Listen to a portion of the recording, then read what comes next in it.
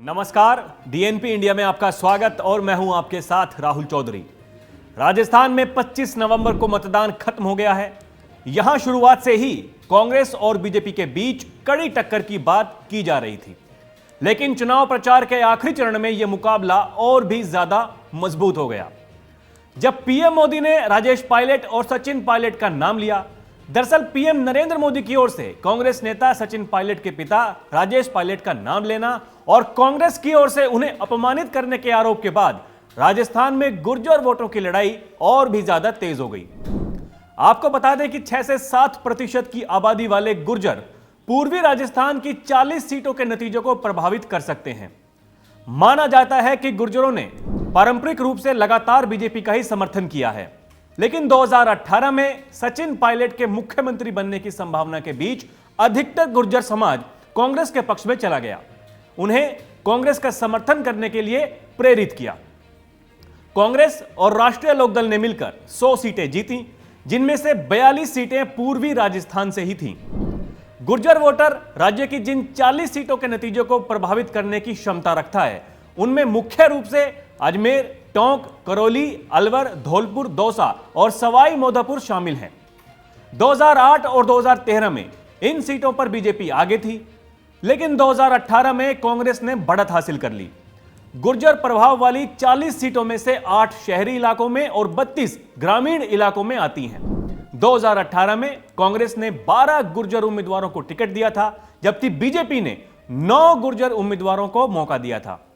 कांग्रेस के 12 में से 7 गुर्जर उम्मीदवारों ने जीत हासिल की थी, जबकि बीजेपी का कोई भी गुर्जर उम्मीदवार जीत नहीं सका था। इसका सीधा कारण गुर्जर मतदाता थे, जिन्होंने सचिन पायलट के पक्ष में वोट दिया था, इस उम्मीद के साथ कि वो ही मुख्यमंत्री बनेंगे।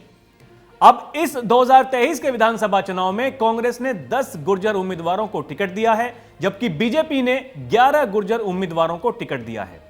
चुनाव से पहले और चुनाव के दौरान भी बीजेपी ने अपने प्रचार के वक्त गुर्जर वोटरों को साधने की पूरी कोशिश की। वसुंधरा राजे अक्सर रैलियों में कहती रहीं कि वो गुर्जरों की समधन है, उनकी बहू इसी समुदाय से है। यही नहीं, 22 नवंबर को एक रैली को संबोधित करते हुए पीएम नरेंद्र मोदी ने कांग्रेस पर सचिन पायलट और उनके पिता राजेश पायलट को अपमानित करने का भी आरोप लगाया और गुर्जर वोटों को बीजेपी की तरफ खींचने की कोशिश की। प्रधानमंत्री ने तो कांग्रेस को गुर्जर विरोधी तक भी कह दिया। हालांकि पीएम के हमले के बाद सचिन पायलट ने इस पर प्रतिक्रिया देते हुए कहा कि पार्टी और जनता के अलावा किसी को उनकी चिंता करने की जरूरत नहीं है। उनके पिता जीवन भर एक समर्पित कांग्रेसी रहे। पीएम के बयान तथ्य से बहुत दूर हैं, लेकिन असल में सच्चाई अलग ही है। भले ही सचिन पायलट कह रहे हों कि जो कुछ भी हुआ उसे भूलकर आगे बढ़ना चाहिए।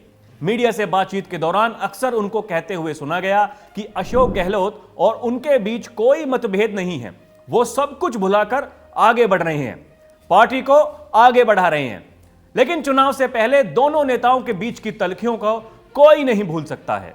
राजनीतिक जानकार बताते हैं कि कांग्रेस पार्टी आलाकमान ने सचिन पायलट को यह भरोसा दिया हुआ है कि अगर कांग्रेस की सरकार बन जाती है तो मुख्यमंत्री सचिन पायलट को ही बनाया जाएगा। यही वजह है कि सचिन पायलट सारी कड़वी यादें भूलकर पार्टी के साथ खड़े होने की बात कर रहे हैं और जनता को यह दिखाना चाहते हैं कि पार्टी के भीतर कोई कलह नहीं है, क्योंकि सचिन जानते हैं कि इसका फायदा सचिन को ही मिलने वाला है। यह सचिन पायलट का दांव माना जा रहा है। जबकि पीएम मोदी ने सचिन पायलट और उनके पिता राजेश पायलट का नाम लेकर गुर्जर वोट बैंक में सेंध लगाने की कोशिश की है। जो वोट बैंक पिछले चुनाव में कांग्रेस के पक्ष में चला गया था, बीजेपी उसे अपने खेमे में लाना चाहती है और यह बीजेपी का दांव माना जा रहा है। अब किसकी बात पर जनता भरोसा करेगी और किसका दांव चलता हुआ दिखाई देगा, वो तो 3 दिसंबर को नतीजे आने के बाद ही पता चल पाएगा। यह पता चल पाएगा कि राजनीति का यह ऊंट किस करवट जाके बैठता है। अभी के लिए इतना ही। खबरों का सिलसिला जारी है। आप देखते रहिए डीएनपी इंडिया। नमस्कार।